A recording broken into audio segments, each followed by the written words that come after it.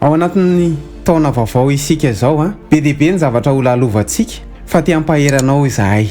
Derao Andriamanitra dia Mandrosoa. Izay indray jerentsika ao anatin'ity vidéo ity aza miala ary manasa anao hanaraka an'izany hatramin'ny farany ao aorianan'ny générique.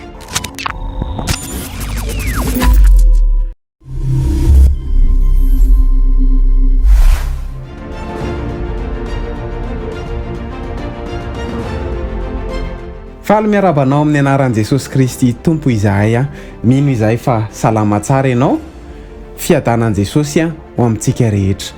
Derao Andriamanitra dia Mandrosoa. Tsy voatery hamaly izay tenenin'olona ianao. Derao Andriamanitra dia Mandrosoa. Hitoraka vato aminao ny olona. Derao Andriamanitra dia Mandrosoa. Misy olona naratsy anao, anirantsiranao. Derao Andriamanitra dia Mandrosoa. Aiza manambany izay olona mety manambanimbany anao ianao.